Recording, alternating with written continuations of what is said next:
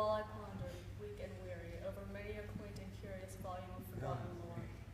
While I nodded, nearly napping, suddenly there came a tapping, as of someone gently rapping at my chamber door. "'Tis some visitor," I muttered, tapping at my chamber door. Visitors and nothing more. Distinctly I remember it was in the bleak December, and each separate dying ember wrought its ghost upon the floor.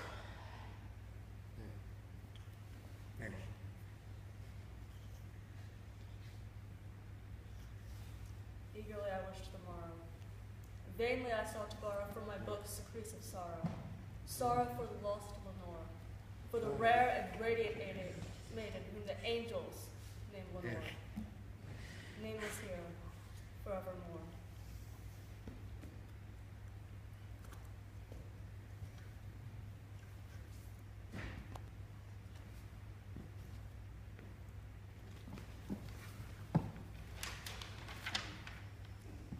Silken, sad, uncertain rustling of each purple curtain thrilled me, filled me with fantastic terrors I never felt before, so that now, to still the beating of my heart, I stood repeating, "'Tis some visitor entreating entrance at my chamber door. Some late visitor entreating entrance at my chamber door. This it is, and nothing more."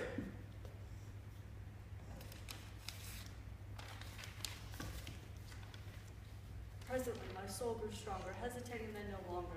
"Sir," said I, "or madam, truly, your forgiveness I implore. You see, the fact is, I was napping, and so gently you came tapping at my chamber door that I scarce was sure I heard you." Here I opened wide the door. Darkness there, and nothing more. Back into the chamber turning, all my soul within me burning. Soon again I heard a tapping, somewhat louder than before. "Surely," said I, "surely that is something at my window lattice. Let me see what thereat is, and this mystery explore. Let my heart be still a moment, and this mystery explore."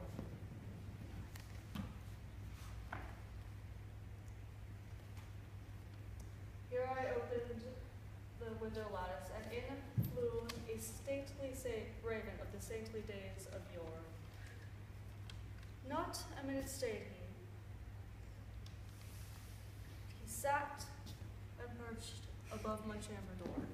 Sat and perched, and nothing more. Then this ebony bird beguiling my sad fancy into smiling, by the grave and stern decorum of contraries it wore. "Though thy crest be shorn and straven, thou," said I, "art sure no craven, grim, ghastly, ungainly raven on the night's Plutonian shore. Tell me what thy lordly name is on the night's Plutonian shore." Quoth the raven, "Nevermore." Much I marveled at this ungainly fowl to hear discourse so plainly. For we cannot help agreeing that no living human being has ever yet been blessed with seeing a bird above his chamber door, bird or beast above his chamber door, with such a name as Nevermore. But the raven, sitting lonely on the placid bust, spoke only that one word, as if in his soul that one word he did outpour. Nothing further than he uttered, not a feather than he fluttered, till I scarcely more than muttered. Other birds have flown before. He will leave me on the morrow, as my hopes have flown before. Then the bird said, "Nevermore." Startled by the stillness broken by replies outwardly spoken, "Doubtless," said I, "what it utters is only stock and store, caught from some unhappy master whose unmerciful disaster followed fast and followed faster, until the hope and melancholy burden bore of this one bird was nevermore." But the raven, still beguiling all my sad soul into smiling, straight I wheeled a cushioned seat in front of bird and bust and door.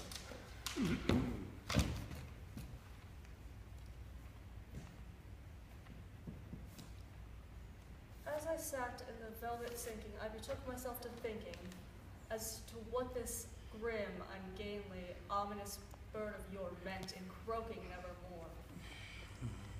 This I sat engaged in guessing, with my head reclining, with the lamplight gloating o'er, but whose violet velvet lining with the lamplight gloated o'er shall be lifted nevermore. Then methought the air grew denser, perfumed from some unseen censer, swung by a Sarahim, whose footfalls tinkled on the tufted floor.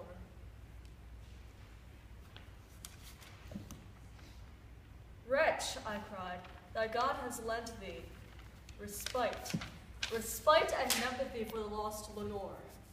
Quaff this cup of empathy. Forget thy lost Lenore. Then the bird said, nevermore.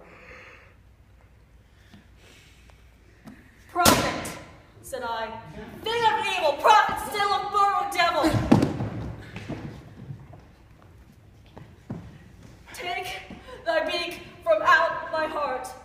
Take thy form from off my door, quoth the raven. Oops.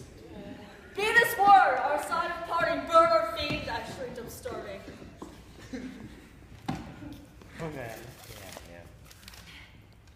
Sorry, what the? And yes. But the raven, What? never flitting, still is sitting on the pallid bust above my chamber door, and my soul, lying in the lamplight gloated o'er, shall be lifted nevermore.